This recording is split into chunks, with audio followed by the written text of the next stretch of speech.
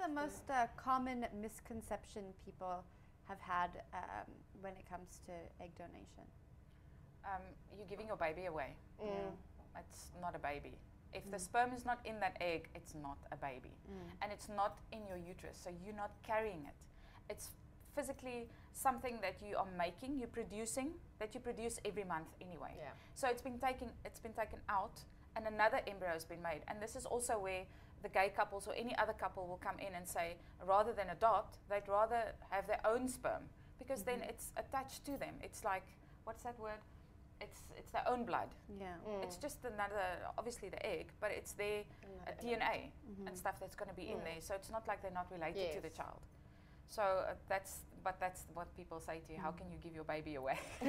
Are you selling your eggs? I'm not Pick and Pay, or I don't sell Why my do you eggs. sell your eggs? And you're like, but you're not selling it. Or people will ask you, so how much are you going to pay me for one egg? And you're like, we're not paying you for one egg. It's a donation. We're compensating you. That's why we pay the hotel. That's why we pay the visa. That's why we pay everything for you, and you get all your allowances when you're there, because we are looking after you because you're doing something great for someone else. So it's not like, here's your money, there you go, thank you, wham bam, thank you, ma'am. It's the checkout tool. Yeah. Whisper your eggs on the way out. We're speaking about hotels and visas. What's the process to being an egg donor? Okay, the first thing you need to do is log onto the website.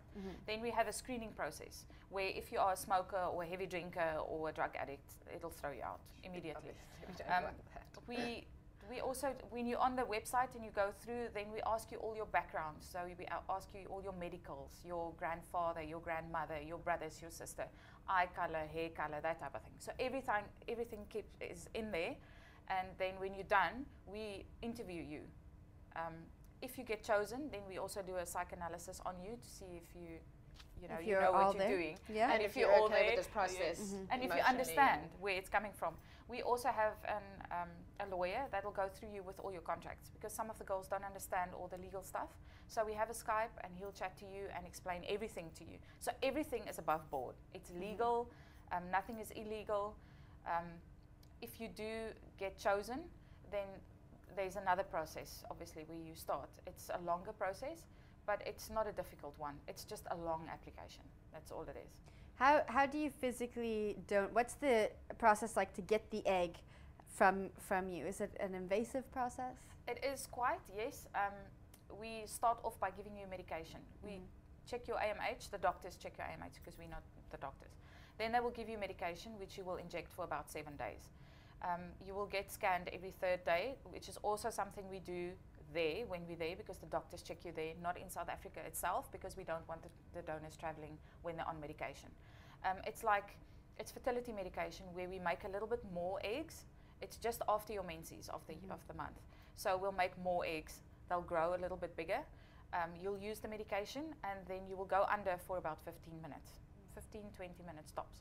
And it is invasive, yes, because they do have to go in from the bottom, and they'll go into your 2 ovaries, and they'll take out the nucleus in each egg, take them out, you'll come out, you'll have pain medication. There are beautiful sisters usually that look after you. I'm there, either Bronwyn's there, someone's there. If you can't talk, because some of the girls are lacquer on the anesthetic, so we'll give them something if they need to.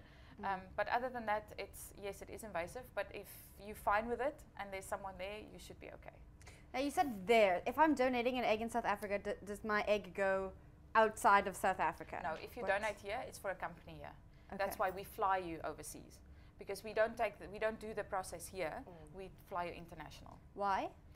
Because our company is international. If you are in South Africa, they usually pay about 7,000. We pay a little bit more because obviously you're out of the country.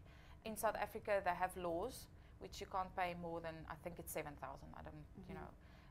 So it's the same process. You're just home, and it's easier. You go up and down. You're still with your family and friends, and you have to get someone that pick you up afterwards. And same process, but we just take you overseas, and for that we compensate more. It's nice as well because you get to travel.